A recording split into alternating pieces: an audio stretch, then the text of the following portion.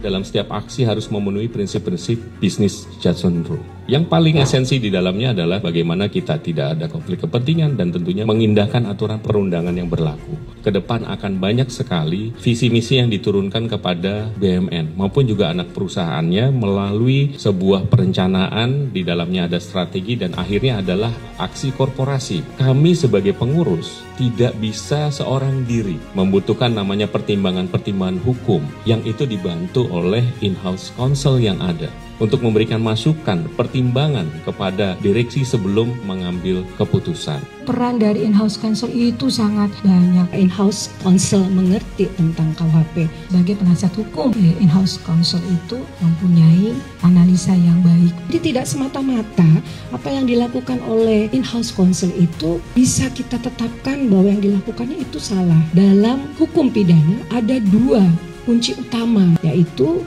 actus reus dan mens rea. Tidak hanya perbuatan, tapi juga dengan niat. Kalau nggak ada niat plus perbuatan, itu tidak bisa dinyatakan bersalah. Restoratif justice. Jadi kita tidak semata-mata harus menghukum fungsionalisasi hukum pidana.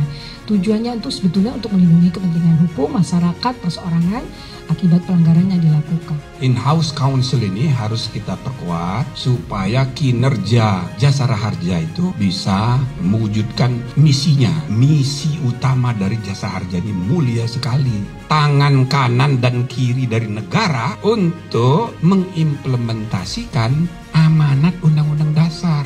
Negara hukum itu esensinya a rule of the law, not of man. Pemerintahan bukan oleh orang, pemerintahan oleh aturan. Jadi atasan kita bukan orang, tapi aturan. Orang itu hanya role model aja. Semua keputusan-keputusan harus sesuai dengan hukum. Kemampuan kita sebagai legal counsel itu harus update terus tentang informasi hukum. Sehingga begitu kita memberi masukan kepada pimpinan, kepada atasan, be professional, memberi manfaat bagi sekitar, bagi atasan kita. Semua hal yang berkaitan dengan hal-hal yang baik itu disebut integritas. Syarat berintegritas itu ambil hakmu, jangan lebih dari semestinya. Berikan kewajibanmu, jangan kurang dari seharusnya. Kalau saudara bisa terapkan, praktekkan itu dalam praktek hari-hari di Jasara Harja, aman.